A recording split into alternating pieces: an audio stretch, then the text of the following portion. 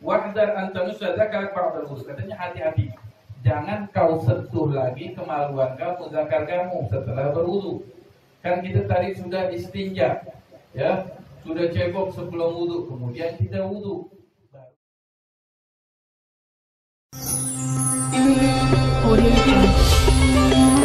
Nah, kita kalau mau janabah sebelum mandi, ketika kita junub, pertama cuci tangan, kemudian ke berangkutnya kita istinja. Kita buang hajat dulu sebelum mandi. Oh, mau buang air besar, buang air kecil, silakan. Kemudian cebok, ya, cebok. Kemudian ketika cebok kita niat juga untuk menghilangkan hadas besar daripada kubul dan dubur. Ya.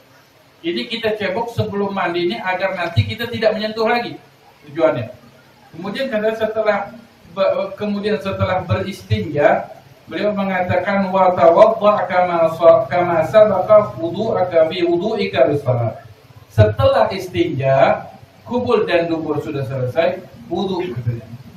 Wudulah kamu seperti wudu kamu ketika hendak sholat. Wudu yang sempurna. Nah, bahkan dikatakan juga doa seluruh doanya juga dibaca yang diajarkan pada pelajaran yang lalu. Kemudian sisakan basuh kaki. Nanti basuh kaki ini belakangan aja.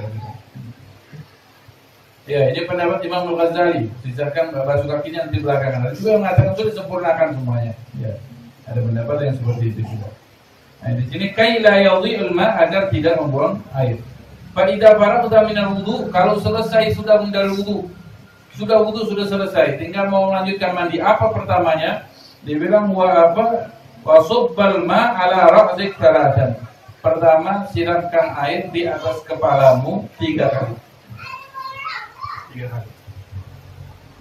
Ya, dengan niat nawin raf'a wa anta nawin raf'a hadas. Ketika kita menyiram ini, kita niat mengangkat raf'ul hadasil akbar. Ya, karena raf'ul hadas akbar kita niat nawaitul ghusla li raf'il hadatsil akbar atau nawaitul ghusla li raf'il janabah. Ya. Kita niat, kemudian kita siramkan sambil ketika air sampai di kepala kita niatkan mengangkat hadas. Kemudian summa ala syaqqikal ayman thalathan, kemudian sisi kanan kita 3 kali, ya. Kemudian sisi kiri kita 3 kali. Wa tuluk ma akbal min baladik aw ma adbar. Kemudian juga digosok, ya. Digosok yang depan, yang belakang, yang kiri, yang kanan, semuanya digosok agar air itu merata. Ya.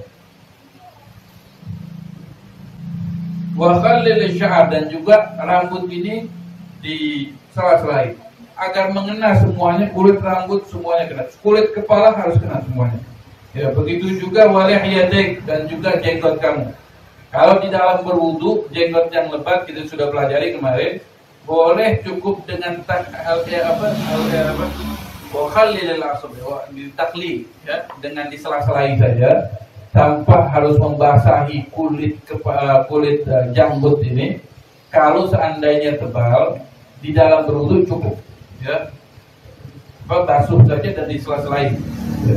Tapi kalau di dalam mandi wajib, ini harus dibasahi semuanya, sampai ke pori-pori, sampai ke kulitnya. Ya. Beda antara mandi dengan wudu. Wa ausilil ma ila ma'atifil badan. Kemudian sampaikan air ke persendihan badan, ya, lekuk-lekuk badan, ya. Baik itu di tangan, di ketiak, di siku-siku, kemudian di selangkangan ataupun di perut kalau memang ada yang melipat. Walhasil diperhatikan lipatan-lipatan badan. Di kuping kita juga, di telinga kita perhatikan agar semuanya terkena air. Jangan sampai ada yang tidak terkena air. Wa manabitu syar ma khaffa minhu wa ma kathur, dan juga seluruh tempat tumbuhnya rambut, ya. Baik itu rambutnya lebat ataupun yang tipis, semuanya harus kena. Dan tempat tumbuhnya, ya, semuanya harus kena.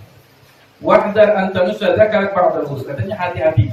Jangan kau sentuh lagi kemaluan kamu, zakar kamu setelah berwudu.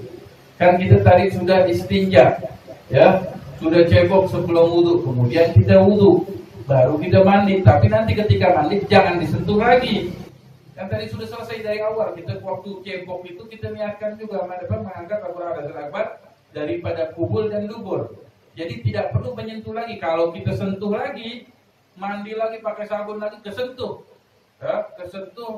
zakar kita, maka batal wudunya. Ya. Kalau sudah batal berarti fa'in asabathu ia duka fa'idhu wudu. Kalau tersentuh maka ulangi lagi wudu. Jadi kalau kita mandi sebelumnya kita istinja dulu, buang hajat dulu, kemudian kita istinja, kemudian niat untuk merafah hadas daripada tempat al-kubul dan dubur, kemudian kita wudu, baru mandi. Ketika mandi nggak perlu lagi menyentuh kubul, biar wudunya tidak batal. Kalau kesentuh lagi, atau kentut lagi, atau kencing lagi, ya batal sudah. Berarti nanti setelah mandi baru wudu lagi. Tapi anak nggak bisa, kalau mandi pasti kesentuh itu semuanya. Sudah wudunya nanti belakangan, biar nggak mulang-mulang wudu, nanti akhirnya jadi mubazir dari airnya. Ya. Wal fariidhah min jumlati dzalik kulluhu an-niyyah wa izalatun najasah wa istis'abul badan bil ghusl. Kemudian fardunya dalam mandi itu adalah pertama adalah niat, harus dengan niat. Kalau orang mandi tanpa niat, tidak sah mandi wajibnya. Ini ikannya ada ke waktu yang kita pernah membahas juga masalah faedahnya niat. Apa faedahnya niat? Tamyizul 'adah minal ibadah. Membedakan yang biasa dengan ibadah. Kita setiap hari mandi. Apa bedanya mandi kita dengan mandi biasa dengan mandi junub atau mandi sunnah? Ya bedanya hanya di niat. Kalau mandinya sama aja. Setiap hari kita mandi, semuanya kita basahin. Seluruhnya kepala, semuanya kita sampo, kita sabun, semuanya kita bersihkan. Tapi yang membedakan antara mandi biasa dengan mandi janabah adalah an-niyah.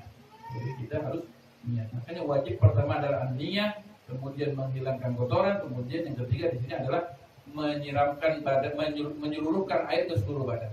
Ya. Air harus seluruhnya kena basah. Walaupun dalam waktu yang singkat, misalnya kita mandi di sungai ataupun di kolam renang, langsung nyelup, bangun selesai sudah cukup.